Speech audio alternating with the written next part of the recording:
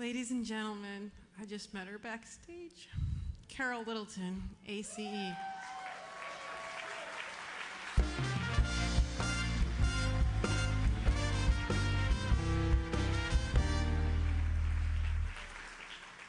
Oh, thank you very much. Well, tonight I was worried that Jerry might be a no-show because he is editing a movie and he just got through putting together a 6-minute action sequence from 30 hours of film. And so that might give extra meaning to the notion of overshot and undercovered. Jerry's credits make all of us very envious. I'm just going to name a few.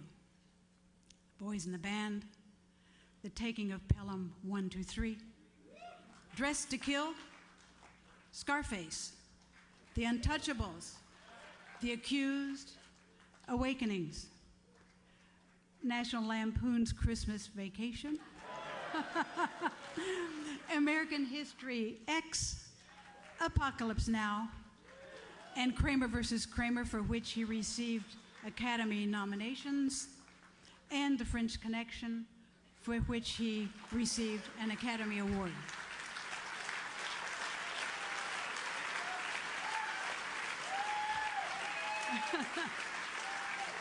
Now, that's incredible work in my book. In an early scene in The Untouchables, Al Capone sort of talks about what it takes to make a successful person. To paraphrase, Capone says something like this: a man of preeminence is expected to have enthusiasms. A man stands alone on the pitcher's mound, but in the field, he stands as part of a team. Without his team, the individual is no one. Jerry has always been a team player. Jerry mentors his assistants, many of whom have become stellar editors, lifelong friends and colleagues.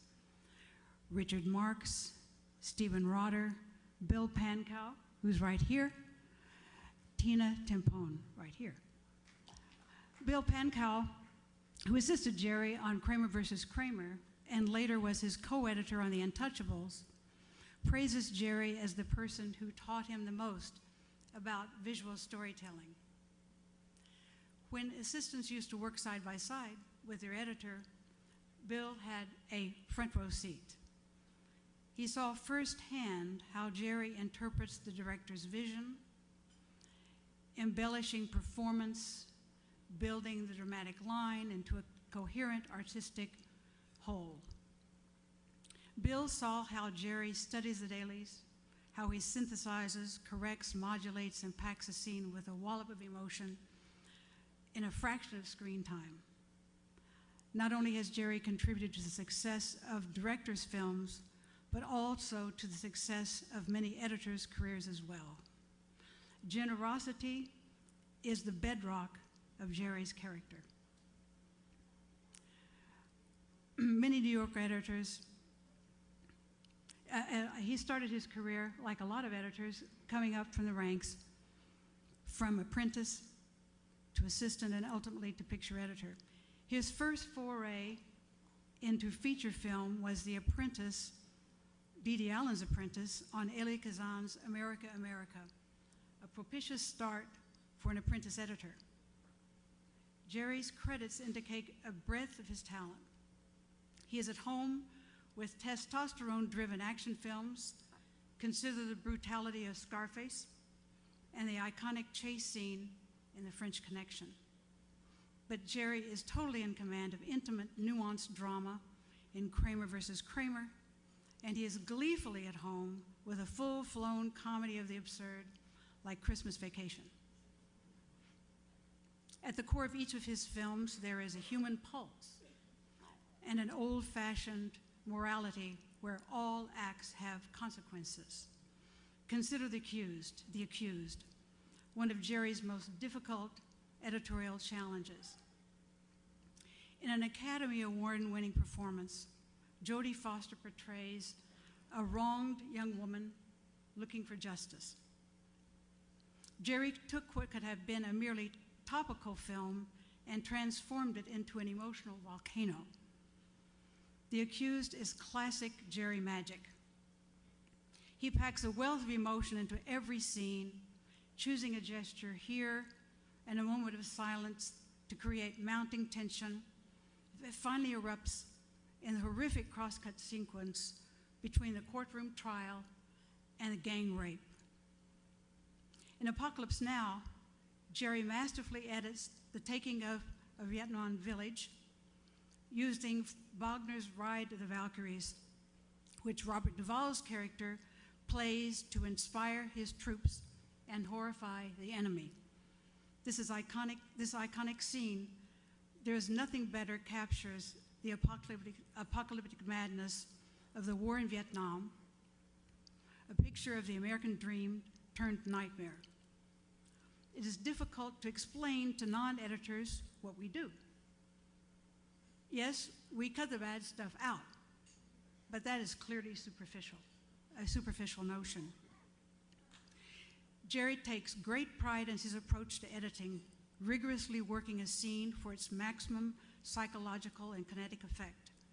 He controls the emotions, never letting sentiment fall into sentimentality. He mines the actor's takes, finding gold nuggets and using them, polishes a performance until it shines. He examines every take for the right camera move, a spark of brilliance when the actor becomes the moment. His action sequences are tight, controlled, focused, and always suffused with character, never gratuitous, never chaotic, or lacking in psychological impact. It gives me great pleasure to introduce Jerry's work in this tribute reel drawn from iconic moments of his films. Please sit back and hold on to your seats. Thank you.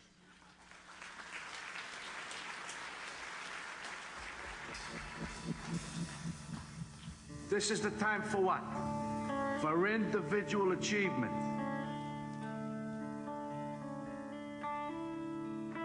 I'm not ready for my close-up, Mr. DeMille, nor will I be for the next 2 weeks.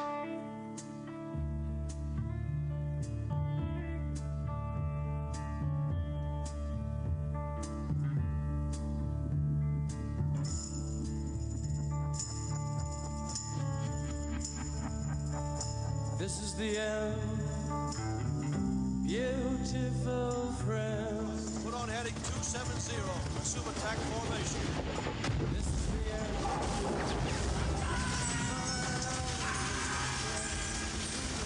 Did they tell you that you had gone totally insane? Good does not always triumph. The dark side overcomes better angels of our nature. Look around you. This isn't our fucking neighborhood, it's a battlefield. We're on a battlefield tonight. Make a decision. Are we gonna stand on the sidelines, quietly standing there while our country gets raped?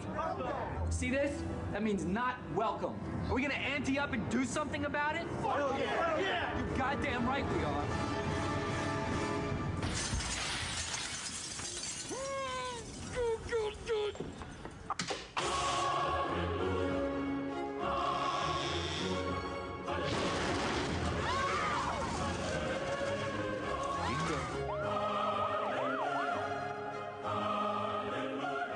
Christmas is about resolving differences and seeing through the petty problems of family life.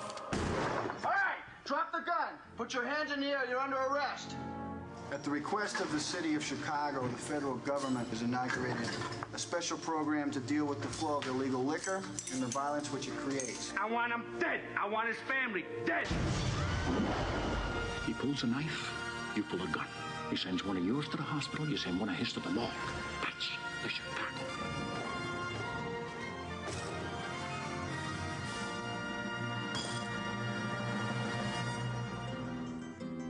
I'm leaving you, and I don't love you anymore. Daddy, it's burning! It's burning! How much courage does it take to walk out on your kid? Were you a failure at the one most important relationship in your life? Your mommy and I both want you to live with us. I'm not gonna take him with me.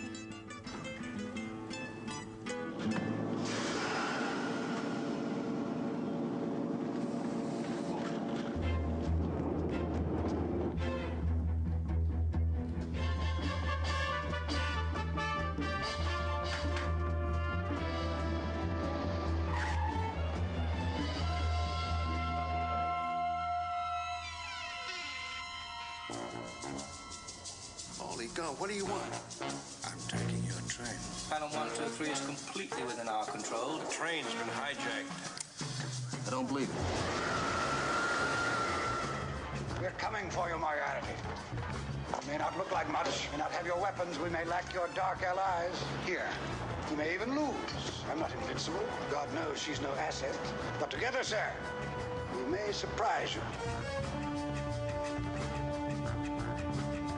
Neither the district attorney's office nor spokesman for the defense would officially comment on the plea bargain. I did my best. And your best sucks. Now, I don't know what you got for selling me out, but I sure as shit hope it's worth it.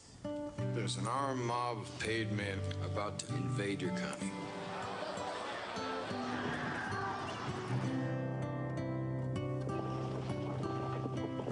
Me, I want what's coming to me.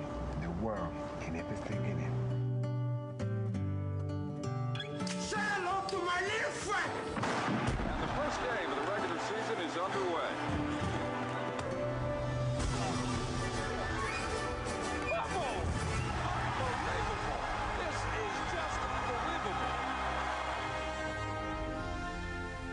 I envy you. Why? Because if you get what you want, you'll deserve it. And if you don't, you'll manage. You don't have to live up to anybody else's expectations. You are who you are. We've got to tell everybody. We've got to remind them. We've got to remind them how good it is. People have forgotten what life is all about. They've forgotten what it is to be alive. They need to be reminded. They need to be reminded about what they have and what they can lose. And what I feel is the joy of life, the gift of life, the freedom of life, the wonderment of life. Well, that's our show. We hope you liked it. We sure like doing it for you. And until next week, remember... I remember you. I'd like to say that You're the one who made my dreams come true. You're usually dead, without a head. This is a go. And lots of natives are picking their teeth with your bones. I remember too. Oh, what a dream. Distant bell. It comes at night and taunts me. Stars that and fell like your jokes, like it haunts me until I'm blue as your face as the last breath leaves you. When my life is through, I'll just rejoice. And when angels ask me to recall who's the jump and a heel, the thrill of it all, who's the biggest schlemiel, then I will tell them I remember you.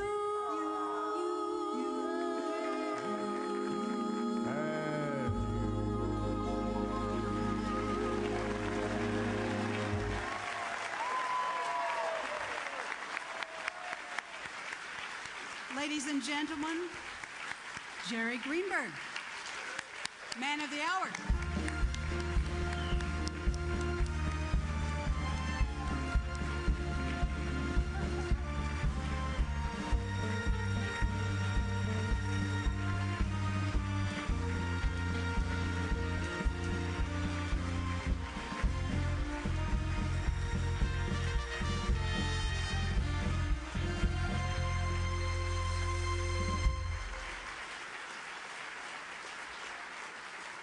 Say hello to my little friend.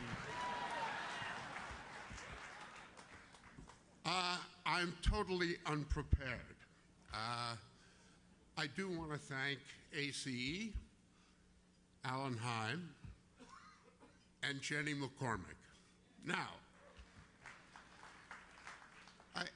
I do have a story to tell that I think Carol sort of touched on that I'd like to share with you.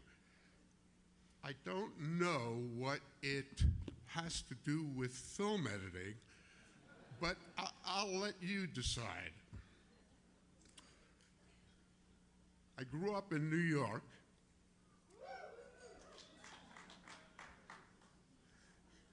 And my father was a milliner. He made ladies' hats, and he had a small loft factory on 39th Street between 5th and 6th Avenue. Maybe every month, on a Friday evening, my mother and father would take my sister and me, my sister being 3 years older than me, out for dinner. Invariably, we would eat at a restaurant that was close to where my father worked, somewhere around the Times Square district. I was about 8 years old, and when all of this started, we would often, at the end of the meal, take a walk. And we would walk usually to Times Square. Let me remind you that this was probably toward the end of World War II, 1945. I was about 8 years old. And Times Square, which was always lit up, but during the war, they kept the lights suppressed, I guess because they thought it was a beacon. And now, the lights were always there, but in 1945, they got more brilliant. All of these flashing lights, a lot of digital signs, digital in that the bulbs moved. There were animated signs all over the place, mechanically animated, and lights, of course, neon and, you know, any kind of light you can think of. Well, for an 8-year-old kid, Times Square was my Disneyland. It was fantastic. It was the light that you find in the midst of darkness. And for a kid, an 8-year-old kid, and by the way, we did this for a number of years, that light was so fascinating to me that my sister and I would often talk about what our favorite sign was. There was the camel sign that blew the smoke out into the middle of Times Square, especially at night. There was the waterfalls of the Bond sign, these big waterfalls. There was neon all over the place. And my favorite sign was a sign at the north end of Times Square that had Johnny Walker Red Label Scotch. And the Johnny Walker cartoon logo was this Edwardian gentleman with the monocle and the funny top hat and the short jacket. And I was fascinated by it because one arm and one leg moved to give the effect of this gentleman walking. It moved mechanically. As a matter of fact, you could hear the metal creak and squeak when that sign moved. It was for many, many years my favorite sign, only because it was enormous. It sat atop, Times Square was a combination of, you know, very old, a couple of old hotels, the Astor and the Paramount, I remember, and most of it was these kind of storefront bottoms, and they always had these seedy lofts and, you know, offices or studios, dance spaces. And that was basically it. But on top of them, they would put these enormous billboards. I mean, Los Angeles is known as the billboard capital, or at least it was, billboard capital of the world, but this was kind of like all squeezed into like this 8-block area. And that Johnny Walker sign stood out to me. It was my favorite. Flash forward, I was working at a music company, music for films. I was learning the business, learning the moviola, learning all about these work prints that came into my cutting room, and I started to see the work of the editor. Now, these were work prints, and if you remember, moviolas were the only thing that you had, and the editors would curse you if you scratched or mutilated the film in any way, because it was usually the only copy extant.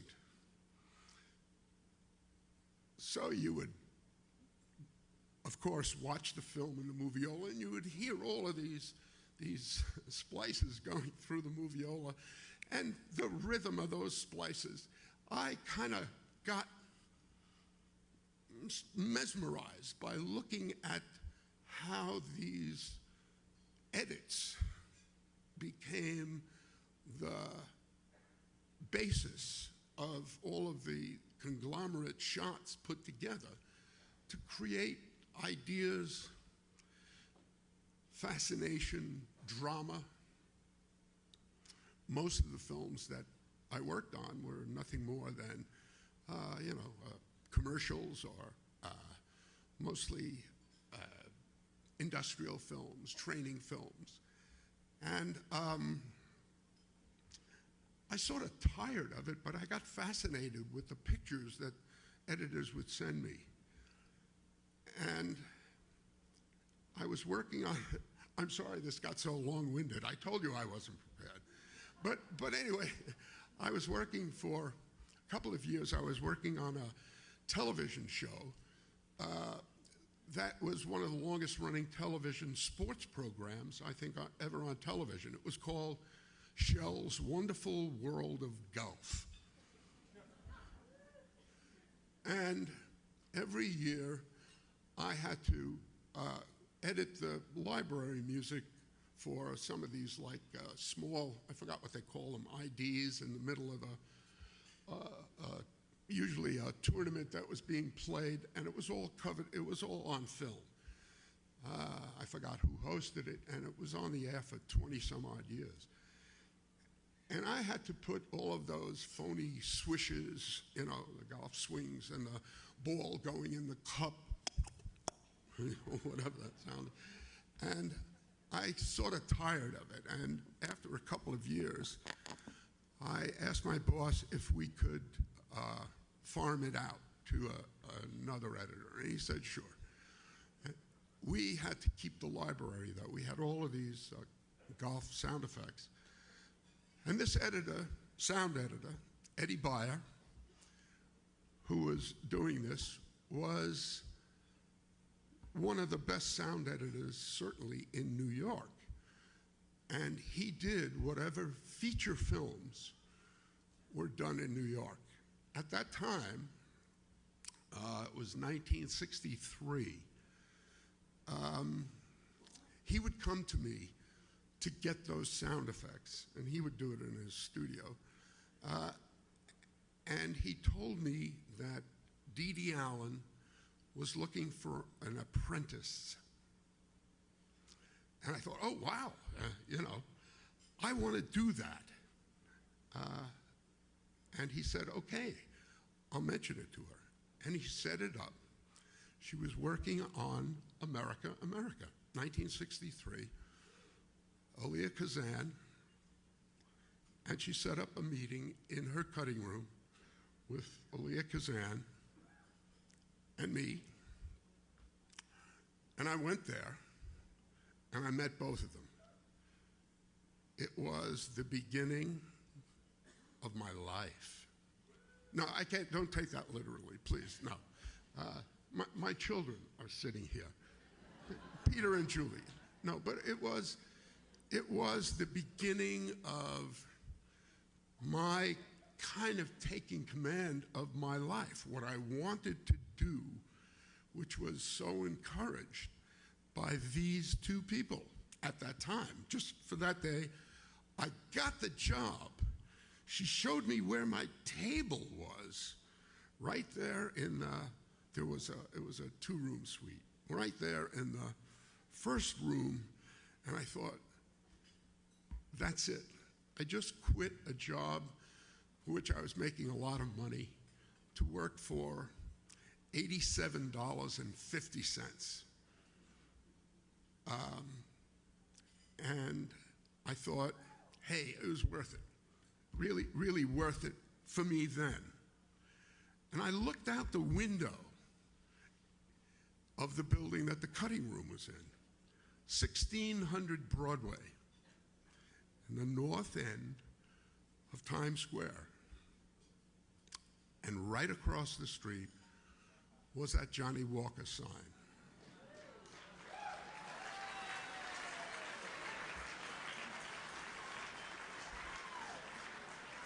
It had rusted. It was no longer mechanical.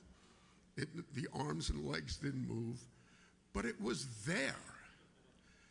And I'm here. Thank you.